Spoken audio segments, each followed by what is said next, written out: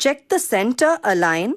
Use test bar with dial test indicator. The tools required for this operation are steel rule, turning tool, micrometer, feeler gauge, and dial gauge. Depending on the accuracy requirements, different methods are available for aligning lathe centers.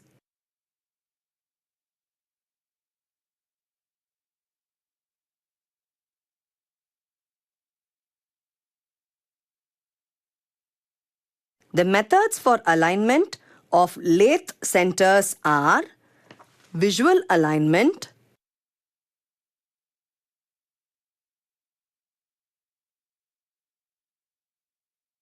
trial cut method, using test bar and dial indicator, using tailstock graduations, trial cut method. Let us now learn the sequence to align the lathe centers using the visual alignment method. Loosen the tailstock clamp lever or nut. Turn the tailstock hand wheel until the tailstock barrel extends about 25 mm.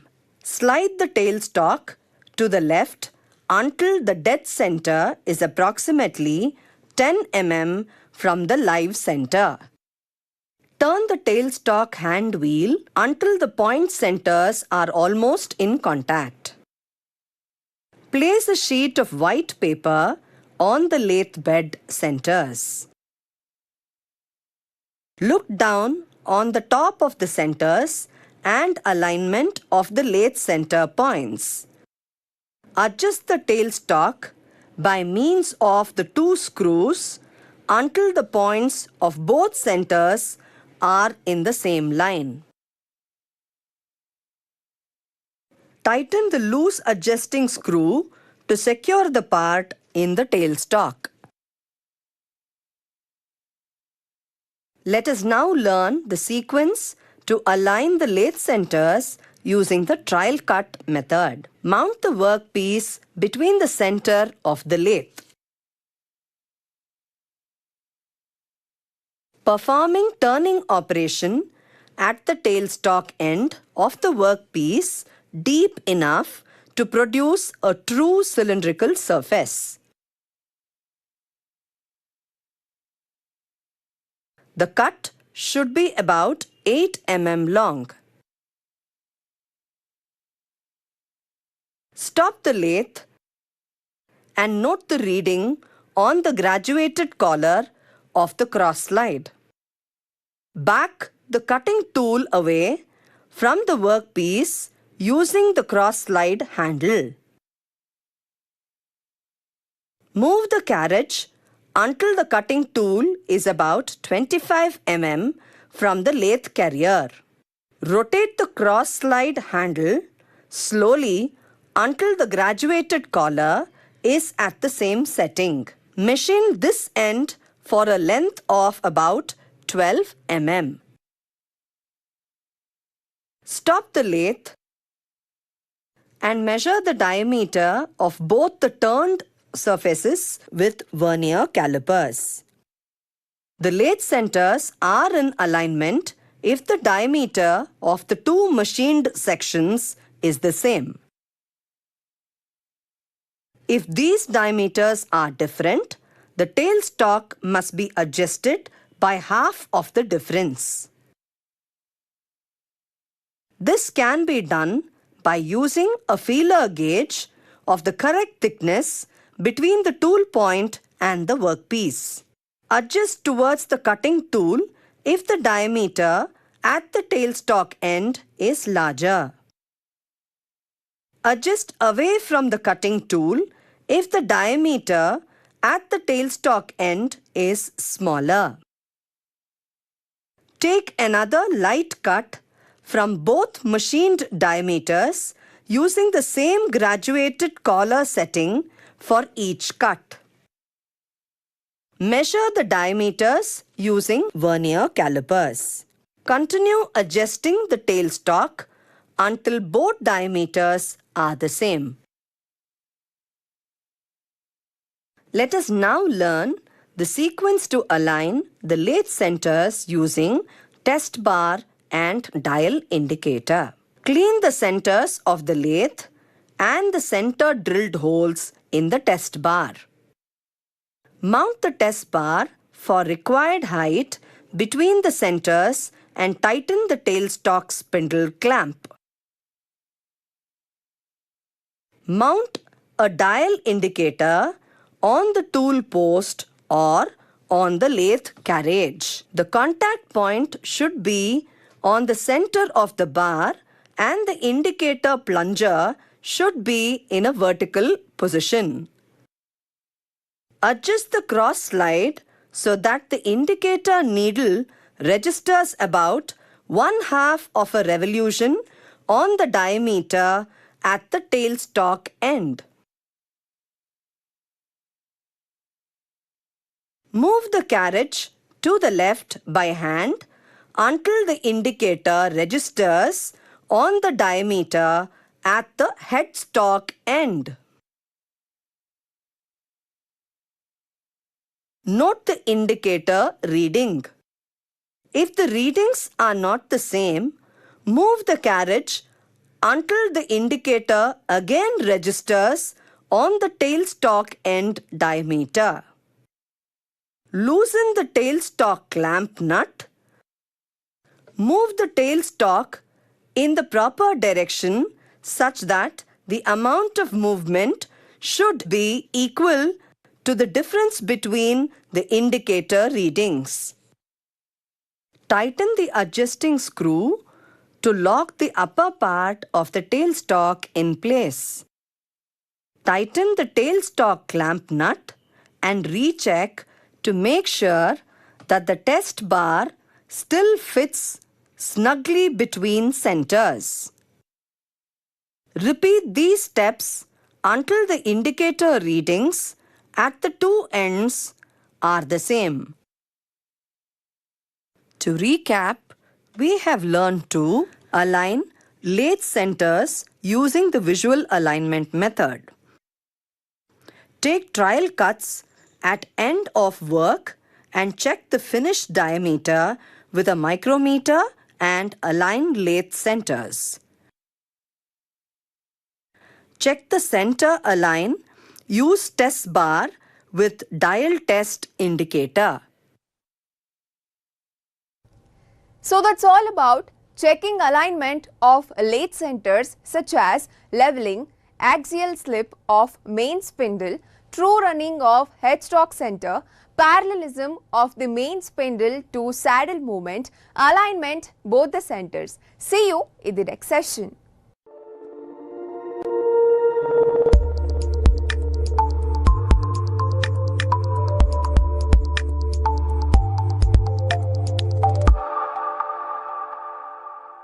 Hello and welcome to this session on adjustment of tool post. Let us begin with the session. Let us now look at the objectives of this session. Set correct center height with the help of both linear. Set correct center height with the help of fine adjustment screw. Set correct center height using packing piece. Tool post. It is mounted on the compound rest and is used to carry cutting tools and tool holders. The different types of tool posts are single way tool post, quick change tool post, and 4-way tool post. Tools required for conducting this exercise are single way tool post, quick change tool post, 4-way tool post, single point cutting tool, boat piece, dial gauge, and shims. Let us now learn to adjust the height of the tool on a single way tool post. Clean the tool post seating face.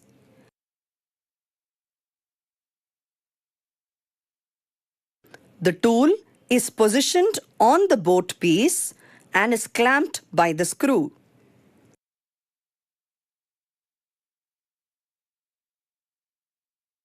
The center height of the tool tip can be adjusted with the help of rocker arm and the ring base.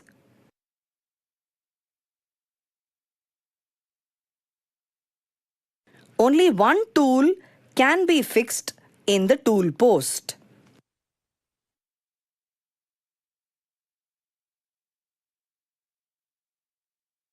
The tool is clamped with only one screw.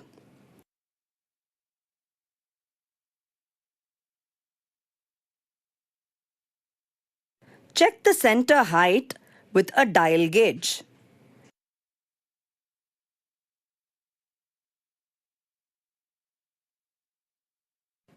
Center height is adjusted by boat piece.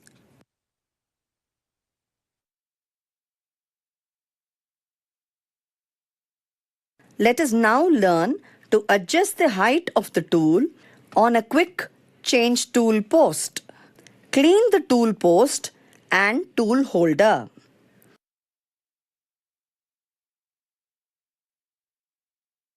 Tool is fixed on the tool holder and brought near the center.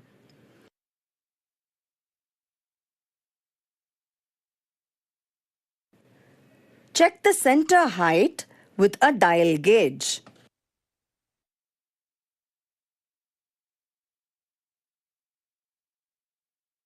Center height is adjusted with the help of fine adjustment screw.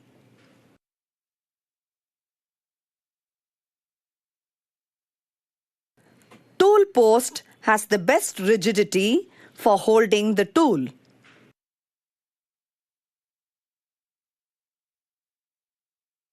Once again, check the center height with a dial gauge.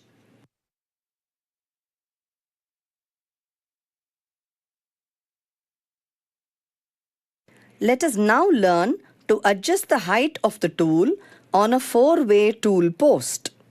Clean the tool post seating face and place the shims on the seating face. Use minimum number of shims for height adjustment.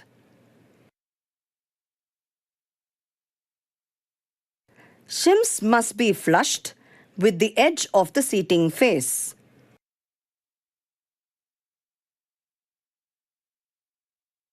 Place the tool in the tool post on the shims with the tool butting against the wall of the seating face.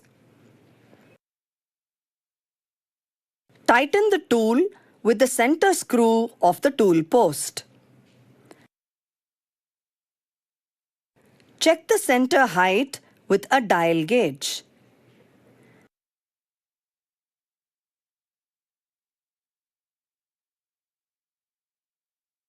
Remove or add shims and check the height when the tool is tightened by the center screw. Tighten the other two tool holding screws, alternatively applying the same amount of pressure. When both the screws have a full gripping pressure, tighten the center carefully. Check once again with a dial gauge.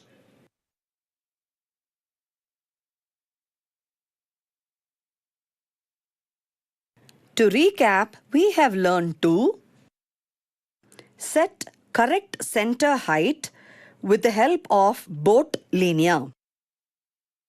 Set correct center height with the help of fine adjustment screw.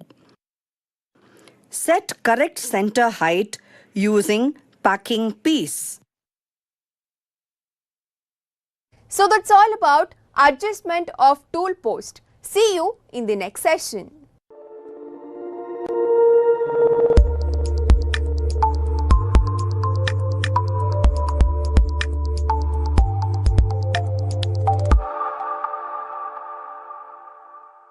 Hello and welcome to this session on mounting jobs in between centers. Let us begin with the session. Let us now look at the objectives of this session. At the end of this session, you will be able to prepare work for turning in between the centers. Set live and dead center proper alignment. Mount the catch plate. Set the bent tail carrier. Support the job in between center. The tools required to perform this operation are facing tool, center drill, drill chuck, driving plate, live center, dead center, lathe carrier, and surface gauge. Let us now learn to prepare the workpiece for turning in between centers. Turning workpiece in between centers avoids the need for truing the work. The workpiece needs the following preparation to be carried out before the actual operations are to be performed. Face both the ends of the workpiece.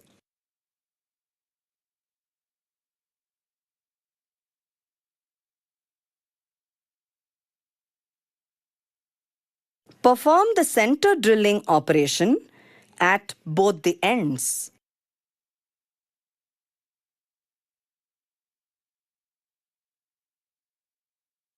Dismantle the chuck from the spindle nose.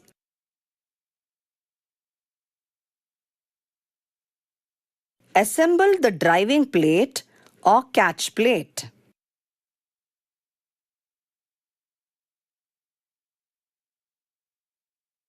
Assemble the spindle sleeve to the spindle nose. Fix the live center to the sleeve. Ensure that the spindle sleeve and live center are free from damages, burrs, and are thoroughly cleaned before assembly. Check for the true running of the live center with the help of a chalk. Select a suitable lathe carrier according to the diameter of the work and fasten it on one end of the work with the bent tail pointing outwards.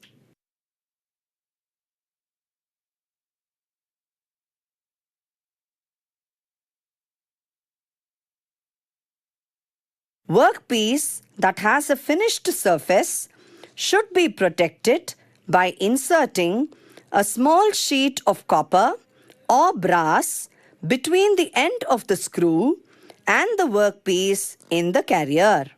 Mount the dead center in tailstock spindle.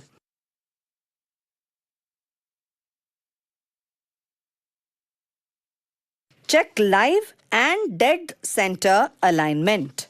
Apply grease to the center hole of the workpiece to be engaged by the tailstock dead center. Move the tailstock to a position on the bed to suit the length of the workpiece. The tailstock spindle should extend approximately 60 to 100 mm beyond tailstock. Clamp tailstock in position by tightening the tailstock clamp nut.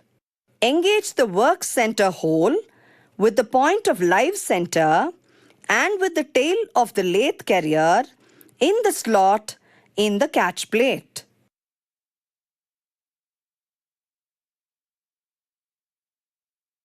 Ensure that the tail of the lathe carrier does not rest on the bottom of the slot in the driving plate.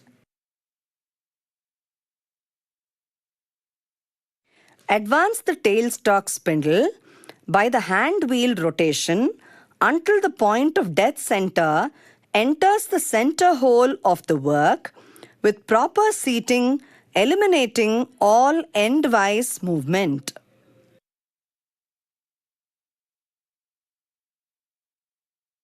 Move the tail of the carrier back and forth while adjusting the hand wheel until only a slight resistance is left. Tighten the tailstock spindle clamp at this position and check that the resistance does not change.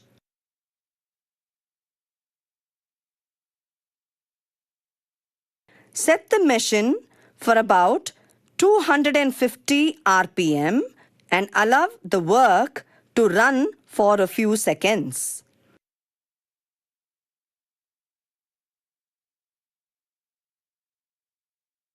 Check once again for the resistance and adjust the tailstock spindle if needed.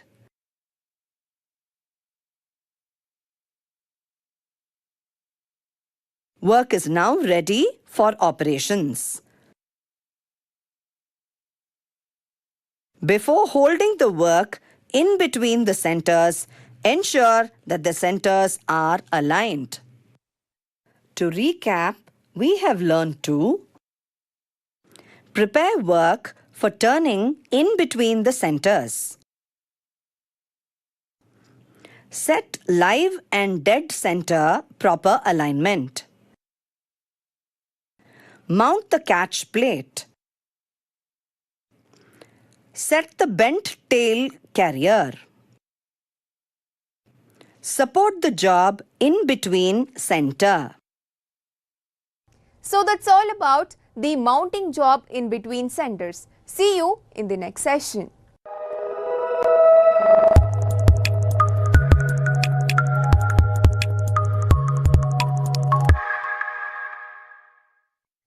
Hello and welcome to this session on making taper turning by form tool and compound slide swiveling. Let us begin with the session. Let us now look at the objectives of this session. At the end of this session, you will be able to grind form tool for taper turning. Turn the taper using the form tool. Turn taper by compound slide swiveling method. Select drill size for taping. Drill blind hole to correct depth for tapping. Let us now understand taper turning operations. Taper turning involves gradually reducing the diameter of a cylindrical workpiece to create a conical or tapered shape. Taper turning operations can be performed by the following methods: forming tool,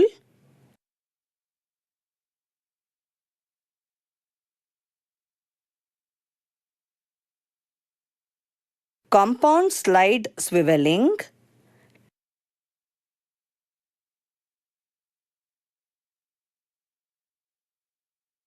taper turning attachment,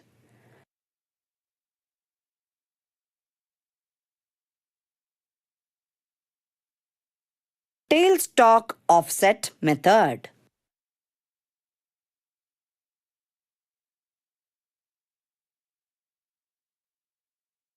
The tools required for this operation are steel rule, outside calipers, facing tool, center drill, drill chuck, drill bits of various diameters, forming tools, M6 tap set, tap wrench, lubricating oil with can. Let us now learn the sequence for taper turning by Form tool.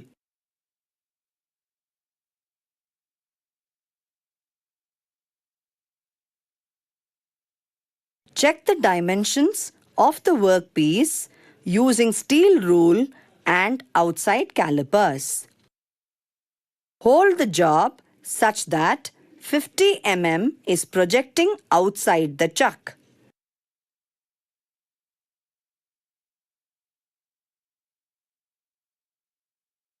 Face the one end and make center drill.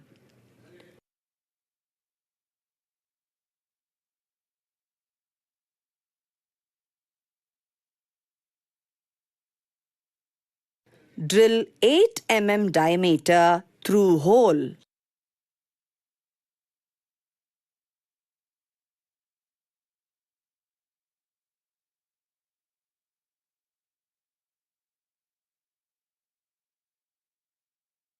Turn to 14.7 mm diameter to possible length.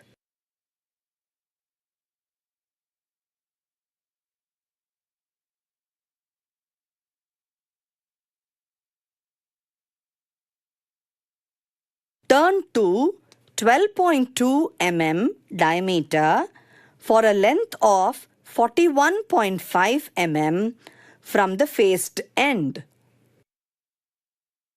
Perform step turning to a diameter of 10.7 mm for a length of 12 mm, leaving 23 mm distance from the face to 35 mm. Perform an undercut to 10.7 mm diameter at 9 mm from the faced end.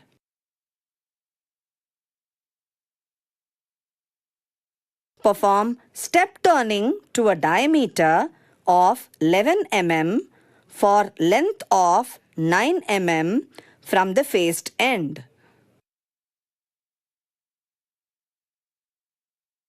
Grind tool blanks to make special form tools to the degrees of 9 degrees 30 minutes and 6 degrees for taper turning operations. Set the 9 degrees 30 minutes performing tool perpendicular to the work axis to form taper by plunging. Set the machine to 1/3 of RPM for form turning.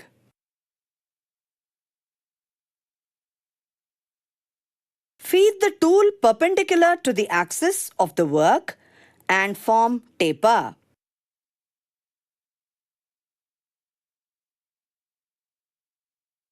Set the 6-degree form tool perpendicular to the work. Form the 6-degree taper.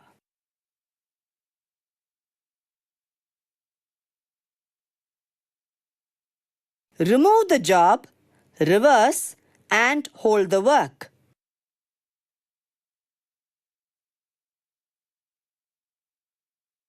Face the other end of the workpiece so as to maintain a total length of 50 mm. Perform turning operation to reduce the diameter to 12.2 mm for a length of 6 mm. Form radius R3 at the end. Deburr and complete work.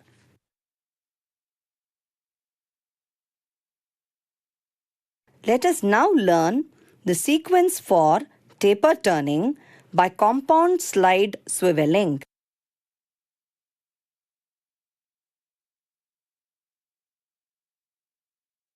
Check the dimensions of the workpiece using steel rule and outside calipers. Hold the job such that 35 mm is projecting outside the chuck. Hold the facing tool in the tool post and perform facing at the end.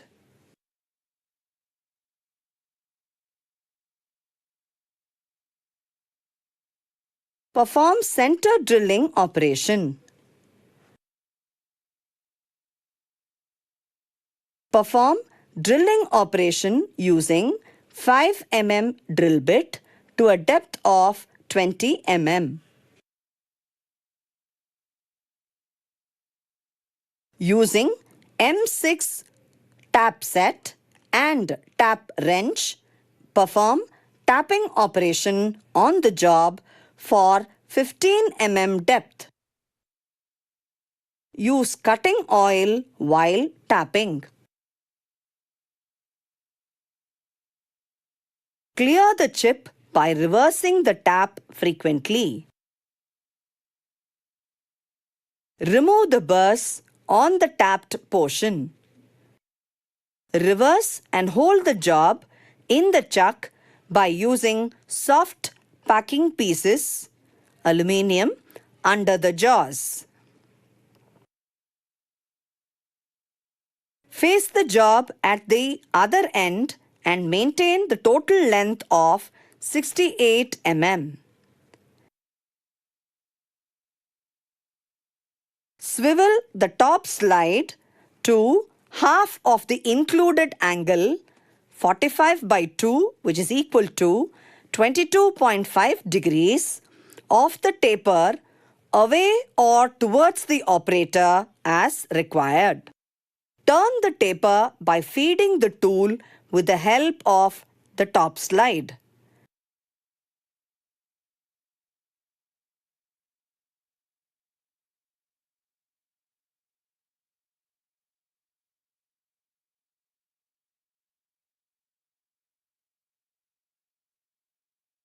Deburr the job and do final checking.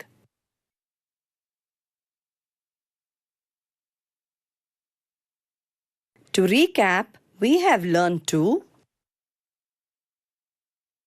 grind form tool for taper turning. Turn the taper using the form tool. Turn taper by compound slide swiveling method. Select drill size for tapping. Drill blind hole to correct depth for taping. So that's all about making taper turning by form tool and compound slide swiveling. See you in the next session.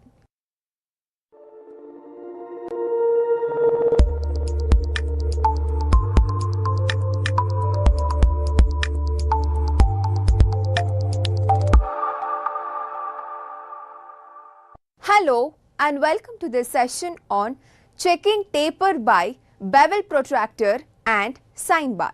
Let us begin with the session. Let us now look at the objectives of this session. At the end of this session, you will be able to identify the parts of a vernier bevel protractor.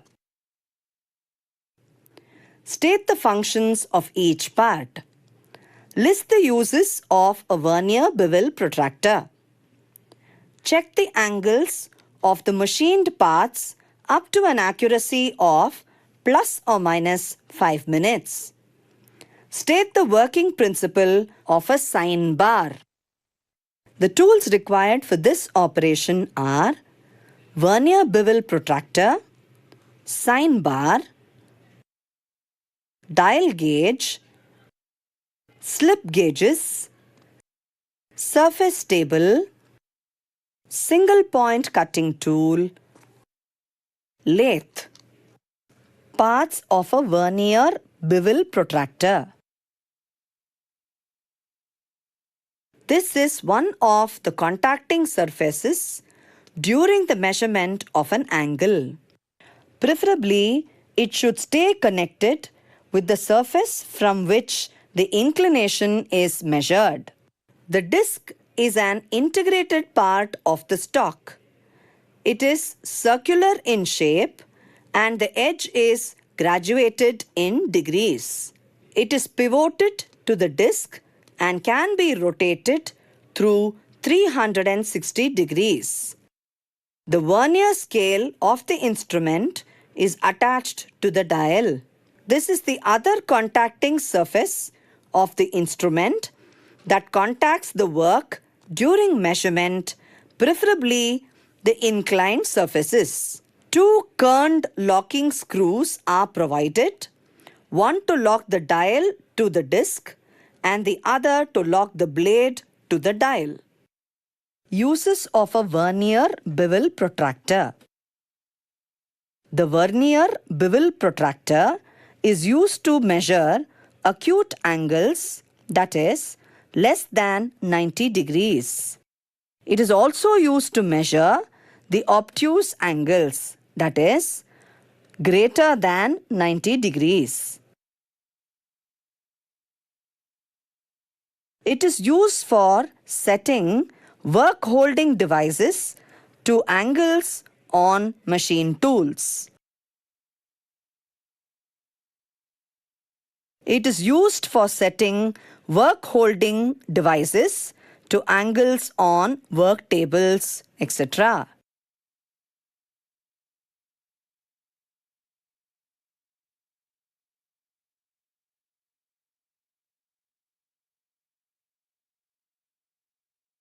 Let us now learn the sequence for checking the taper by using a bevel protractor. Mount the blank on the chuck and set the tool on the tool post.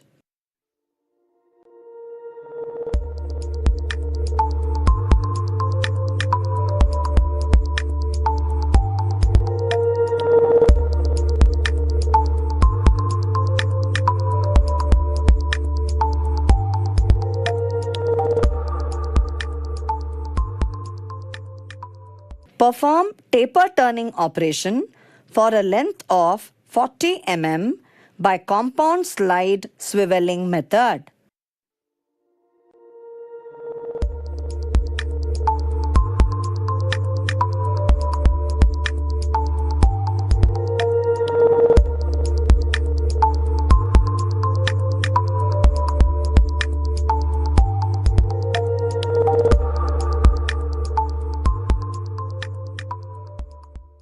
Set the angular surface of the workpiece between the bevel protractor, blade and the face of the base. Lock the blade and the inner disc firmly with the locking device. Note the position of the vernier scale with reference to the main scale. Read the degrees of the main scale, MSR, at the graduation 0 of the vernier scale. Note the number of lines in the vernier scale that coincides CVSD with a division of the main scale. Total reading is equal to main scale reading plus coinciding vernier scale division multiplied by least count of 5 minutes.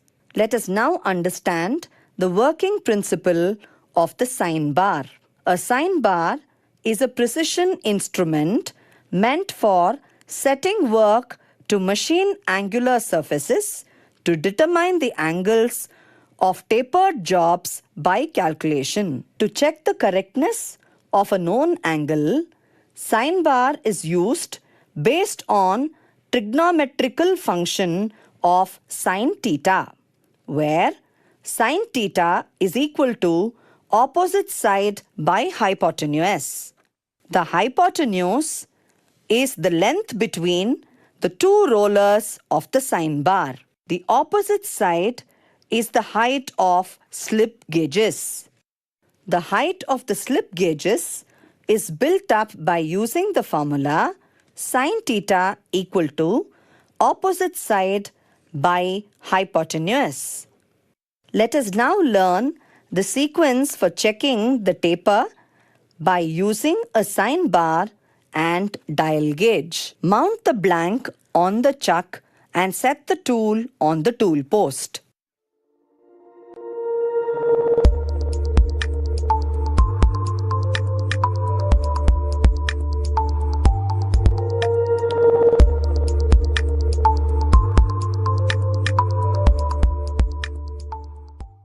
Perform the taper turning operation for a length of 40 mm by compound slide swiveling method for an angle of 30 degrees.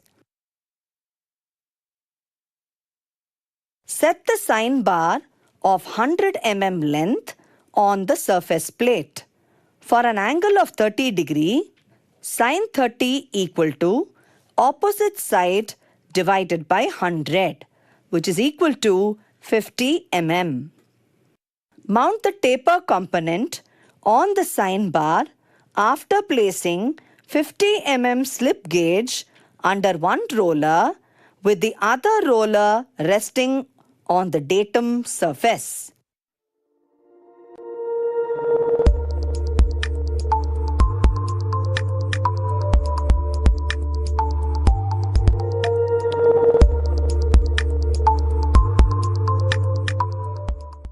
Mount the dial test indicator with a suitable stand. Set the dial test indicator at one end and ensure the dial is in 0 position.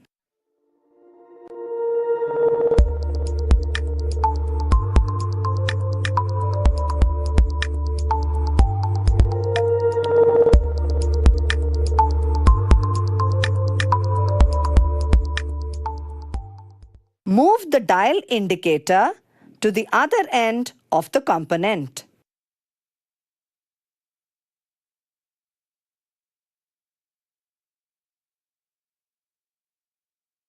If the dial indicator reads 0 at both ends, the setting is OK. If there is any difference, then the angle set is incorrect. The height of the slip gauge must be adjusted till dial reads 0 at both ends.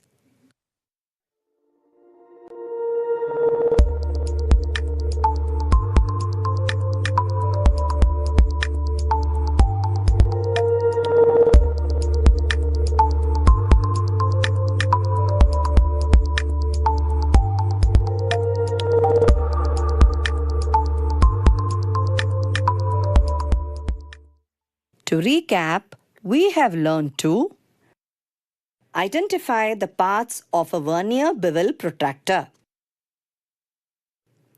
State the functions of each part. List the uses of a vernier bevel protractor. Check the angles of the machined parts up to an accuracy of plus or minus 5 minutes. State the working principle of a sine bar. So that's all about checking taper by bevel protractor and sine bar. See you in the next session.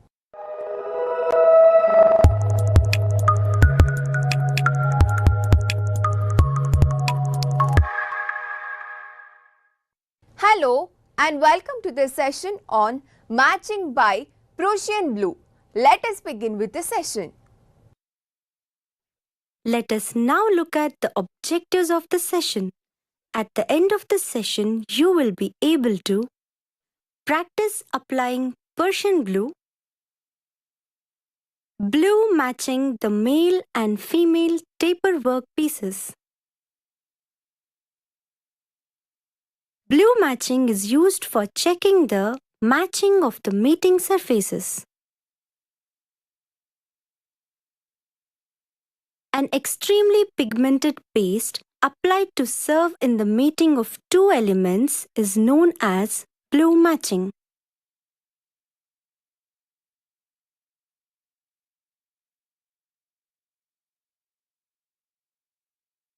In metalworking, the marking out operation is done by the quick drying stain.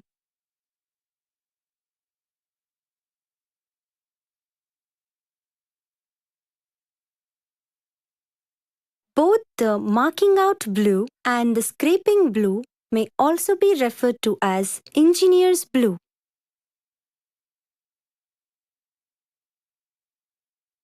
Engineer's blue is prepared by mixing Persian blue with an oily material, example, linseed oil.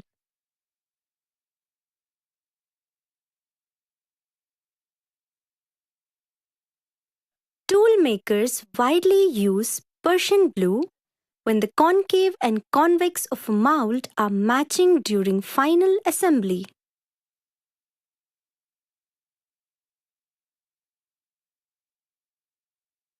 Materials required to carry out this exercise are engineer's blue, male and female parts prepared in previous exercises which needs to be matched, microfiber cloth to clean the blue matching surfaces, brush to apply the engineer's blue.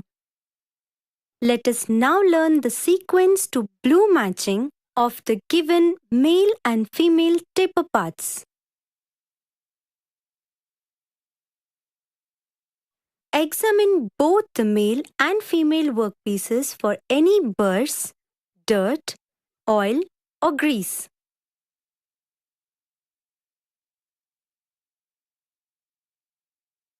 Clean both the male and female workpieces with any surfactant like diesel to remove the oil from the surface of the workpieces.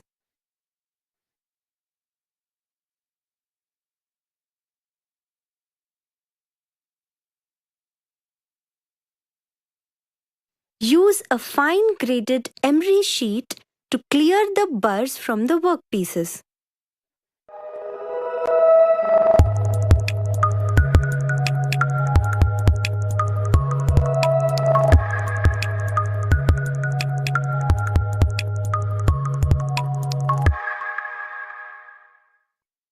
Use a soft bristled brush to clear away the dirt from the workpieces.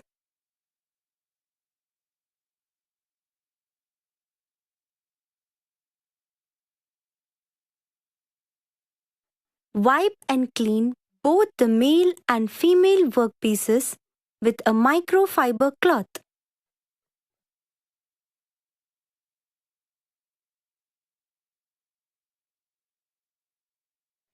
Apply couple of drops of Persian blue over the male workpiece.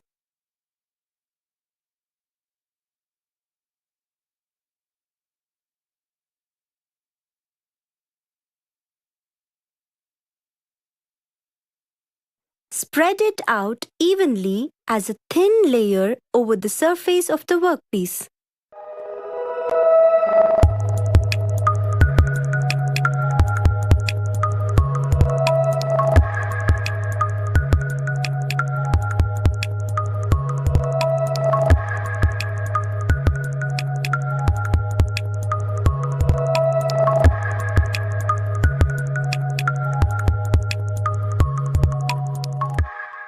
Now gently insert the male workpiece, which is coated with the Persian blue, into the female workpiece.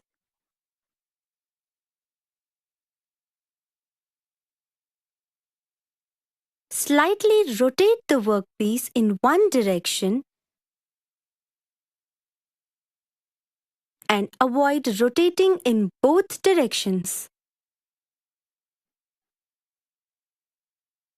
Now gently remove the male workpiece from the female workpiece.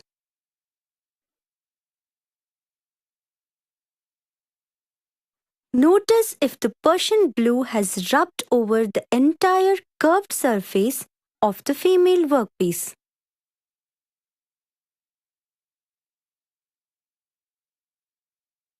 To recap, we have learned to practice applying Persian blue, blue matching the male and female taper workpieces. So that's all about matching by Persian blue. See you in the next session.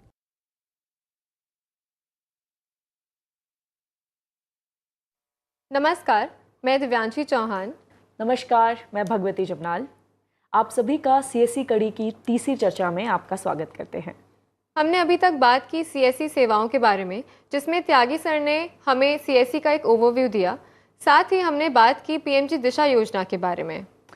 अभी तक हम सुनते आए हैं smart city के बारे में। कल्पना कीजिए एक ऐसा गांव या कस्बा जहां नागरिक सीएससी द्वारा दी जाने वाली सभी